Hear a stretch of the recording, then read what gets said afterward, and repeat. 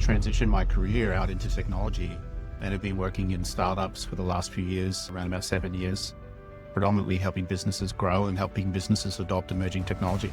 For 2 decades, Alex Fergerson was a traditional engineer.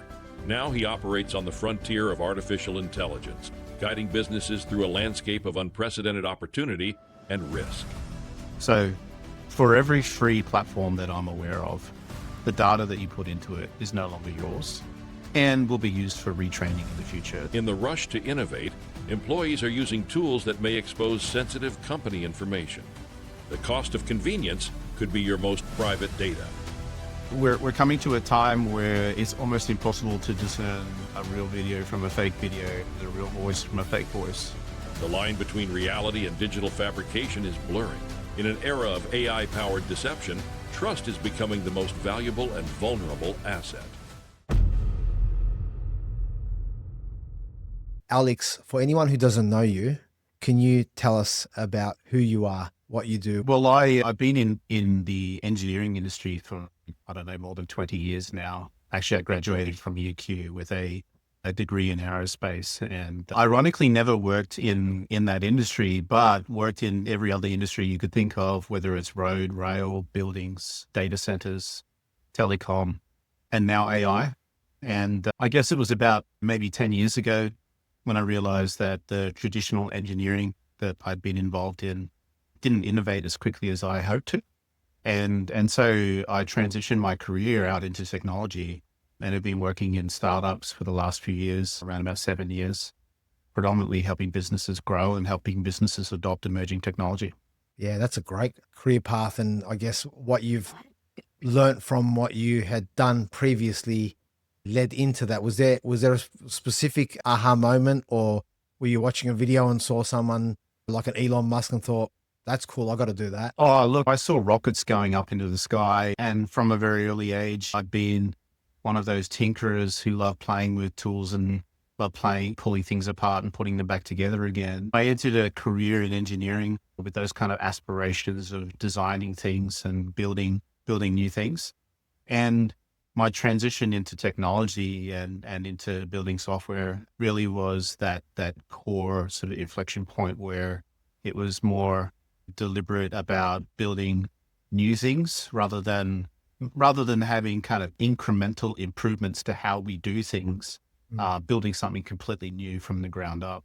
So yeah, these days with AI, I wouldn't say that AI was something that I just jumped into.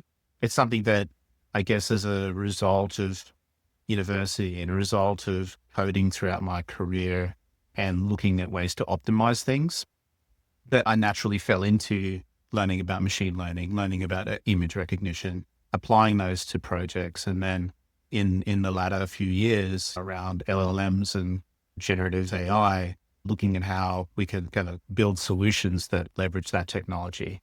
I'm not a researcher these days. I've done some research in the past, but my focus these days really is around building things with the technologies that great research has produced. Yeah, so it sounds to me like everything you've done in the past and learning to use whatever technology you had in your hand to optimize things has all kind of come together with the AI. Have you found that's really helped you to be better at what you're doing now? Yeah, I think so. I think people who have a desire to be creative and to create new things today, like they're finding that AI can really help them do that. And so for me, I use AI every day, not just for my own personal use, but also for helping me build things. It helps you tap into like a really deep knowledge base, the entirety of the human knowledge on the internet now distilled down into a single prompt that you might ask an AI agent, for example. But also, like I'm very bullish on being able to piece together solutions that people have created from that in order to build software, build technology that can actually solve a real world problem. Yeah, that's definitely a great point. And yeah, AI for that is a brilliant tool to have. You've published an article titled "Why AI Isn't Replacing Human Developers." This really frames your perspective. So before we dig into our tech, what's your core philosophy on the relationship between people and AI? I think it's, and I said before this that you might be a little bit disappointed by my answer because it is so remarkably simple. I see AI as a tool that people use to get things done. In its current state, you can call it in its infant state as it still is, it's already highly capable. But just as we sort of transition from doing math calculations on a machine the size of a room down to something the size of a calculator, I think that's where we're headed with AI. I think it's the miniaturization of this capability so that it can sit in our hands. That's where we're headed. And so for me, I think that relationship that you refer to is, it's a personal relationship that one might have with AI in terms of how they leverage that tool for their own benefit and for the benefit of people around them. And I think if we see it like that, then there's a lot of great things we can do with it. Yeah, I actually I love that because as I just realized before you answered that, even I mentioned the word tool without thinking about it. So yeah, no, I agree. I think there's great things to come. So the idea of AI, let's break it down. The term AI is everywhere, as you know. It can be quite intimidating, and I believe we're one of the least trusting in the world in Australia for some reason when it comes to AI, yet we do use it quite a lot. So let's give our listeners a practical understanding. When a business owner hears AI today, what should they be thinking? Obviously, we don't want to go into that Sarah Connor Terminator sci-fi movie. In simple terms, what are we really talking about when we say artificial intelligence in a business context? Yeah, that's interesting. You know, I've taken people through workshops where we'll help them to guide them into developing an AI strategy, right? And typically in those rooms, we might only have less than half of the people in the room who've even used AI today. And so to that point, you know, the statistic that you refer to, I mean, Gartner ran a survey and they run that survey every year. And they showed, for instance, for CEOs 2 years ago, less than 4% of CEOs were actually looking at AI as a strategic investment. Fast forward to 2024, that number was closer to 1 in 4 CEOs. And yet on the other side, so, you know, you've got business leaders who want to be innovating, who want to be relevant in the future, looking at it and thinking, how do I get started? And you've got, meanwhile, a community, particularly in Australia, of more than 69, 70% of people who don't trust AI.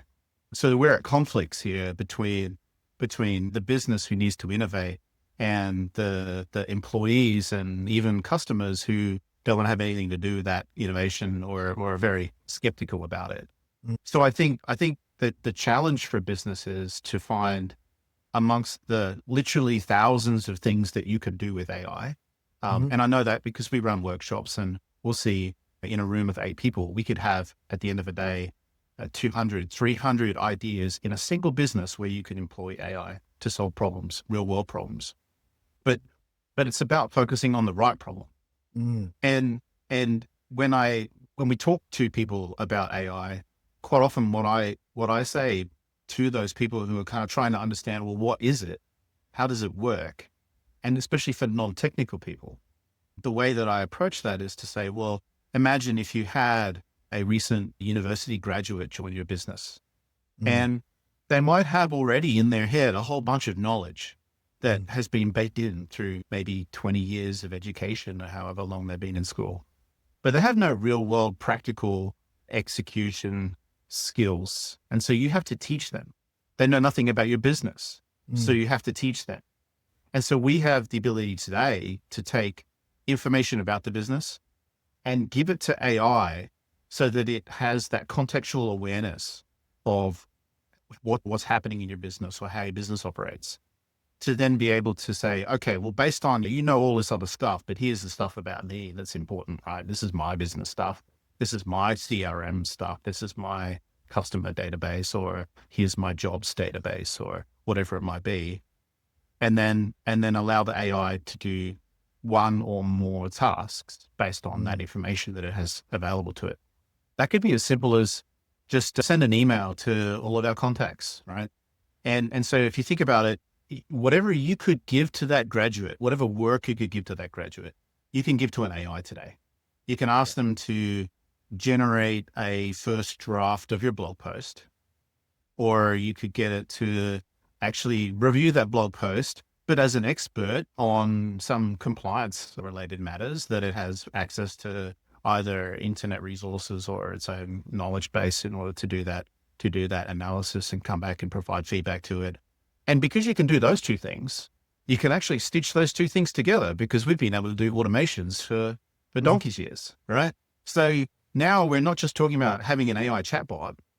We're talking about having AI-powered workflows embedded in your business, workflows that are specific to your business and that don't cost hundreds of thousands of dollars to implement. These days, the tools are there so that people who have that initiative can either learn it themselves, or people who already know can do it with great ease. So I think there's a lot that can happen today in business if we think about it in that context of how we might make the most of a recent intern, for example. I love that. And you highlight something I think is so important, and I really want the listeners to understand this.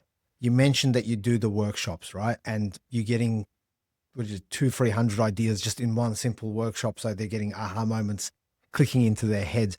Why is it so important that a business doesn't just jump onto ChatGPT or Gemini or Copilot and just try things? Or, yeah, my nephew, he's been using it for the last 3 months and he wrote a really cool resume. We'll get him in. He can help us.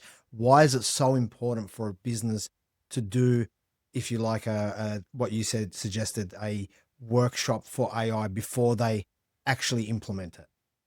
So I'd always advocate for people to explore what AI can do for them personally without going through any kind of workshop like that. And I think earlier we were talking about, should you use Gemini? Should you use ChatGPT? Should you use Claude? Or what should you use DeepSeek? In terms of your own personal learning and understanding, I would encourage everyone to have at least an entry-level understanding of what they can do with AI personally. But then beyond that, in the business context, the biggest problem that we've seen, and this is not a new problem, I think the biggest problem that I've seen with businesses over the years is that they invest in what seem like good ideas, but later find out that it's not feasible, or they might find out it's not viable, or if you're building a new product, there's no demand for that thing, right? So three kind of key pillars of finding your product market fit. And especially when we're looking at a small, medium-sized business, you don't have millions of dollars to invest in ideas. You have tens, maybe less than $10,000 to be able to execute on some kind of AI strategy that you might come up with for your business. So you really need to be very deliberate about where you put your money, because if anyone's ever worked with a software consultant before, my general guidance is it'll cost you twice as much as they say, and it'll take twice as long. And you can say that about AI too. Like it's exactly the same. There's nothing new about the concept of building a piece of software that solves a problem, right? But with AI, the problem is it's so alluring that you can feel like you just want to jump in and get started. But I think more importantly, like if we look at those 200 or 300 ideas that you have, some of them are just non-starters, just don't, because the AI capability isn't there. It doesn't meet your expectations around what you want. And so going through an exercise of understanding how hard would it be to do this thing versus how much value would I get out of doing it, and then ranking those things and looking at where the low-hanging fruit is. There's always some consistent low-hanging fruit, by the way. Well, but by going through that process, you're then able to say, you're then able to, I guess, see the tree for the forest, if you will. You can see the thing you should invest in right now, and you could think about what you might do next, more strategically or later down the track. But importantly, also, there's a bunch of things you shouldn't do, because maybe you need maybe the technology's not there yet. And yet we have people who will say, hey, let's do this thing, but it's just very experimental. And so my recommendation to all businesses is go through that process, understand where you can get some real value for it. And the low-hanging fruit, by the way, is training your people in how to use AI. That's very low-hanging fruit. and will improve their personal productivity. That's absolutely must do. And there are programs for that. Like we run programs for that too. But there's, in addition to that, simple things like, okay, yes, we want to have a chatbot that understands our business, but where do we deploy that? Maybe we give all of our policy documents to the AI so that new people who are coming into the business can just, if they've got a question about their pay slips, or they've got a question about how to apply for leave or any of that kind of stuff, they can just ask the agent. The agent will tell them. Or if they want to know anything about their CRM, what particular customer, depending on what their permissions are, and we'll go into data security, I'm sure, and then questions shortly. But there are so many things that are very easy to implement. You could do that straight away, and it's not going to cost you millions. It's going to cost you a very small amount, but the payoff is almost immediate. And those are the things that I would recommend for a small, medium business. Yeah, that's such good advice, and I wholeheartedly agree. Obviously, because it's what I do as well, and I go into new businesses and they've turned around and said, "Hey, man, that AI is so cool. I jumped onto ChatGPT. I uploaded all this information about our product. I uploaded our clients' requests, their details. I've updated some financial information just for a summary." At which point I've started panicking, and because they haven't done the training to understand what it's capable of, and what the consequences of doing a dumb thing to get hacked, if you like, as I like to put it. Yeah. And so you hit the nail on the head. I agree.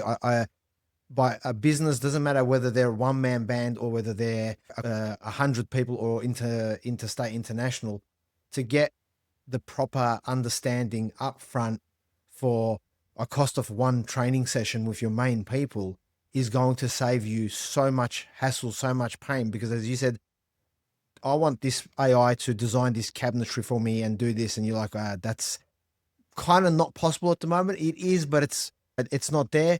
But you can do the other 30 ideas you had. It's going to save you time. And getting, I guess, into the scary side of AI, or the no-nos, the let's not dumb ways to get hacked. You've got a lot of things happening out there where people think that Sarah Connor's legit. This is real. The Terminator's coming. We're all losing our jobs. You've seen the recent example where even some businesses like as big as Canva have encouraged their staff to use the technology. Then they've gone and replaced them with the same technology. But then I've seen the flip side also, where businesses have said, we want you to use the technology. And now that staff member's actually feeling a lot less stressed, because what used to take them 3 days is now taking them 3 hours, or they're able to do multiple things and not stress that they're falling behind. But when it comes to the AI and the usage of AI, what's the single biggest mistake, or the number one dumb way you see businesses exposing themselves to risk when they first adopt AI tools? The way that I look at risk from a business perspective really starts with data, the data that you're working with, right? So let's say that you have a website. And because if you think about every business, part of the business has to be public, has to be external, has to be visible. And so if we take a website for a minute, everything you want on your website, everything that's on there is deliberately put into the public realm. It tells people about you. So we have public data. But then as we move inwards towards the business and we realize that we have some policies around how we govern things, or we have policies around how we attract and retain staff, or things like that. Now, that's not public data. That's private data. That belongs to the business. But it wouldn't be terrible if it were somehow released, somehow made public sometime down the track. Generally, that is relatively benign information that is still private to your business. But then if we go a little bit deeper, we have customer data. We have their credit card details. We have their personal identifiable information. We have a huge amount of information about them, probably sometimes more than we should have retained in businesses that have been long running, for example. And that we could call that secret data. And so we have this concept of data security tiers, right? Those concepts have been around, again, for as long as computers and data has been around. So there's nothing new there. But what's interesting about how we treat that data, and I think AI is really surfacing this and making it more relevant, is that sometimes we didn't realize that we had data at all in those different categories or classifications, and we might have misclassified things differently. But we need to kind of, first of all, as a business, understand how we categorize our data. Because once we know that, we can then choose solutions which are appropriate for that level of classification. So let's take, for example, a marketing person working in an organization who's going to create a blog post. Is it okay for them to use ChatGPT? Well, short answer, 100% yes. Because that data that they're generating, that information that they're creating, is intended to be put out into the public realm. I mean, the individual prompts and everything, maybe not so much, but the stuff that you're producing, yes. Should we create an AI agent that knows everything about your website and have it sitting there as like a little pop-up so that people can talk to it? Absolutely. Yeah, give it access to that. But should we give that agent access to your customer data? Absolutely not. Right. So we can see how there are different technologies that we can deploy in that public space, and we can be more permissive and say, yes, you can use these tools and these tools and these tools. First of all, we need to be very deliberate about that. We need to, as a business, say, these are the approved tools. These are the approved uses of those tools. And these are the approved type of data that you could use with those tools. Right. Then if we bring it back in, like all the way back into the business, and we say, well, what do we do with, come on, we want to use AI with all of our data, not just that public stuff. We want to analyze our customers. We want to understand how they work, how their brain ticks and stuff like that. We get a lot of data on them too. So then I would say a vast majority of the tools that are available are now not available to that particular, to be brought to solve a problem in that particular domain. So what can we do? Good news is we can actually have those models deployed inside our business infrastructure, and we can have them containerized and contained within, if you're a Microsoft house, within your Microsoft Azure, if you're Google, within Google Cloud or AWS Cloud, wherever you want to host your models, we can protect them. We can protect the business's data, and we can make sure actually that we have measures in place to prevent that data leaving the business altogether. We can also provide that to people within the business based on their roles, based on what they're allowed, can and can't see. And so I think what AI has done is it's very rapidly surfaced this older concept around data security, because we've seen examples of where people did it very, very wrong, and I've seen it where, for example, you turned on Microsoft 365 Copilot, and you can see Copilot has access not just to the document, but all of the data about the document, who was the author, who wrote it, when they wrote it, things like that. We've seen businesses that only suddenly realize later on that some of their documentation has come from other businesses. So in industry, accountants, they use spreadsheets, right, to calculate things. And so accountant leaves one firm and goes to another firm and takes all their cool spreadsheets with them. Look, I know that is a relatively benign thing. It doesn't have the customer data in, it's just a template, right? But the same thing goes with other types of data.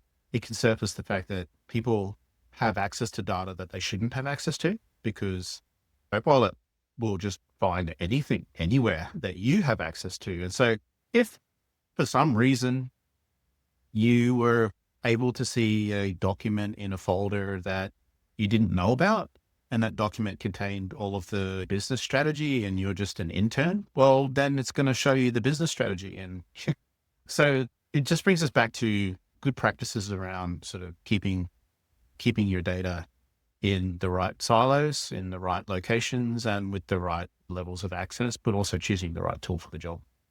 Yes, that's definitely right. I wholeheartedly agree with that. Before I get into what you mentioned before about DeepSeek, which is one of the available models out there, very popular models out there. Like, for those who don't know, DeepSeek is another model like ChatGPT, like Copilot. It is a Chinese-based company, I believe. Yeah.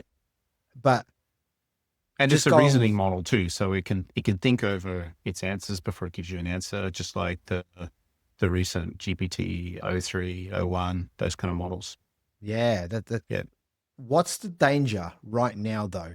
If I'm just a regular employee, we haven't deployed our AI intern, and I've just gone on to free chat GPT or any one of those Copilot, and I upload what you reference as the secret stuff, not Mm. just my Secret sauce. my contact. Here's this document that's got too much private information about my client, which may even have a scanned copy of a document or a license or whatever it is. And I've put together the absolutely best reply to a client and a document. What's the danger to my business? Why shouldn't I do that?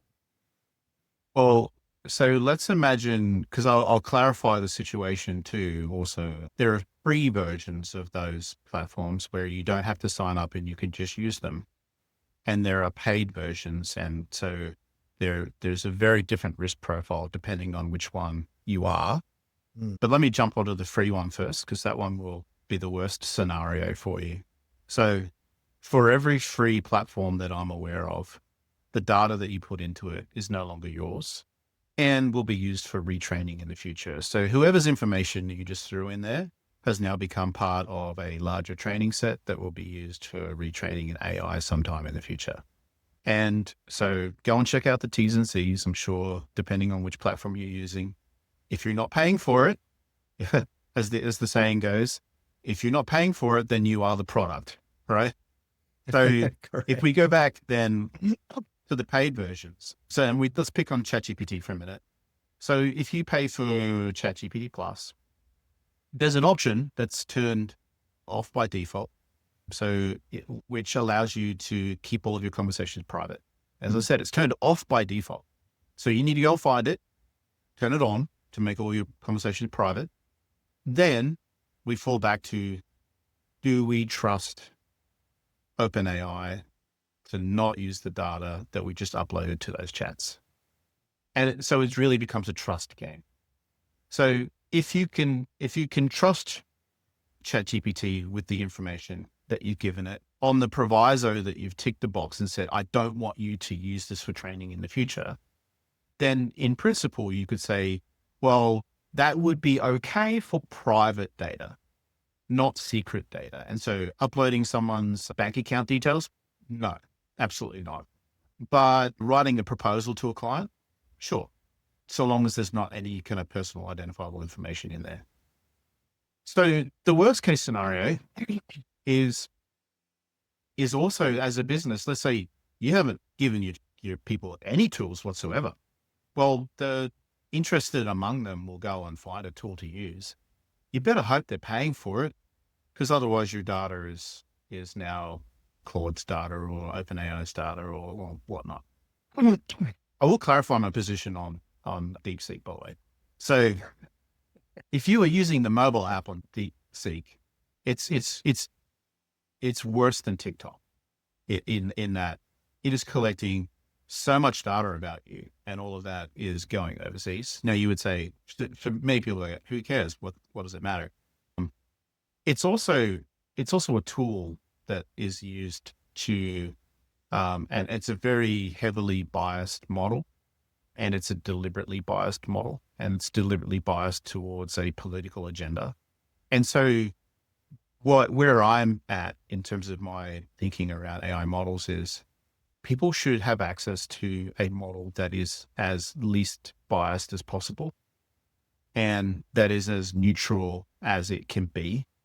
Is there such a thing? I don't think there is, that's why I'm not saying it is neutral. Yeah. I'm saying as neutral as you could make it. Yeah. Because ultimately, there has to be some guardrails around how AI companies control the outputs of their AI. Otherwise, they do dangerous things. They could do dangerous things. And we've seen examples even recently where these agentic can do some really, really dangerous things if they're not managed well. And so I would say this, though, if you don't have a policy and your people are using AI, then you're at risk. It is far better for a business to give their employees the tools that they want their employees to use, and be deliberate about providing them guidance around how they use those tools. then and only then can you truly start to protect the data that you have. That's great advice. And I just want to put it out there to the listeners. This is the first of few recordings we'll definitely be doing with Alex. So if we're using some technical jargon like agentic AI, LLM, or large language model, we will be breaking that down for you guys in future episodes. And I would be hoping that you'd even be coming back with some questions for us to topics that you would like us to speak about, or questions you'd like me to ask Alex, because I'm sure that when it comes to the cybersecurity side of things, we've all seen recently all this hype around the internet. If you know what you're doing and what you're looking for, you can find stuff, especially with deepfake, where there's lots of videos going out of people where there's a photo it's generated, like you've scanned the photo from your doctor and it looks as real as it gets. But there's a lot of hype out there that's just simply not true. And it's something that I think, Alex, you're definitely passionate about as much as I am when it comes to hype. You see something, you're like, and you just jump on that bandwagon, and your mindset changes all of a sudden. This chat GPT is bad, or Grok is bad, or this is bad, because you've seen some video that looks like Elon Musk has got a chainsaw and is attacked the baby deer or something like that, which doesn't make any logical sense to me. But, when you're on the big social platforms, and the news wants to just get their 15 seconds of fame, that's what happens. What are your thoughts around the hypes? Yeah, that's interesting. We're coming to a time where it's almost impossible to discern a real video from a fake video and a real voice from a fake voice. And so I'm real, by the way, and not a made up entity. And of course an AI would say that, right? But in a genuine sense, like that leads to a lot of potential problems for us in the future around social media. I'm finding as I navigate social media these days that part of the problem I see with kind of the way that influencers and news are reporting about AI today is that there's a source, and it might be a claim made by Google about how its model is now the best model, right? We're just going around in this circle of like, oh, it's Gemini. And then I've seen memes about this now where it's just, well, you are here, and it's got a little arrow pointing to Gemini is the best, and then it just rotates around to the next will be OpenAI, and then it'll be DeepSeek, and then it'll be something else. And you just have to understand that the infrastructure in place is designed to try and get your attention, and no one is out there really doing the research as to either validating or debunking the claim. I should say no one's reporting on that within that 48-hour window. What's actually happening is we see a lot of social media about, oh, Grok's now the best at this. It's the best in the world. Okay. And that news comes out the day that announcement is made, because that's the way news cycles work. And then there's researchers out there now who are just, it's almost like the fact checkers, right? They're out there just checking, is this real? Do they really have they fudged their benchmarks, and they dive into the actual release notes and they find, oh, actually it's not quite what they said it is. It's not a single a one shot. It's a chain of thought thing. And so because every business is trying to get your attention, even the AI companies, right? So what I would say, and it's kind of inundating the news too. Like I posted a LinkedIn post on this a few days ago where it's like, on my single feed were 5 separate announcements about exactly the same piece of news on the same day that it actually happened. So I can't read, there's no diverse set of news anymore. It's just whatever the biggest thing was. So what I would say to people who are looking at that is you have to use your own judge. You can't, you can no longer take anything you see on social media at face value. Just wait is always a good policy. Just wait 48 hours. Then you'll see the real news usually, because what's happening is we'll see big claims followed by someone debunking big claims, followed by a tail of people still talking about the big claims, and a growing groundswell of people saying, yeah, but it's not real. And so I think that's important. Like it's not just on social media, it's also when you're talking to anyone who's trying to sell you a solution, is like kick the tires a bit and just wait. You don't need to be jumping into, I know people want to jump into AI right now, but as I said, go and think about what you should invest in. But even as you go about that, it's okay to not do it right now. it'd be better for you to wait 24 hours just to make sure that it's the right solution for you, or whatever that time frame might be. I'm just picking a time frame. But yeah, the hype's a bit too hyped. The problem is, I think you were talking about cabinetry before. The problem is, as an example, that was a perfect example where no, AI can't do that. It can't do that just yet. Just yet is the key words in that sentence, by the way. It may be able to do that in the near future, but that doesn't, and so keep an eye on it, but not right now. So don't waste your money on a claim that I can do it right now. Those are the kind of things where I think the hype takes you in a direction where, as a business, you might want to be a little bit more measured. That's brilliant and answered beautifully, by the way. I agree with everything you've said. Alex, Thanks. is there anything I haven't asked that I should have asked? Look, I think one of the things we talked about before, while we still have a little bit of time left, was just the future of AI. Where are we going? And I think many times in the last year, I've been sitting on a panel somewhere talking about AI and saying, where are we all going? We got AGI next year. Is it going to be next year? And we hear, and again, back to hype, we hear, oh, we're going to have AGI. We're going to have GPT-5. GPT-5 is like mind blowing. And so we're all just kind of waiting. Oh, what's going to happen when AGI comes out? Things like that. I think we need to,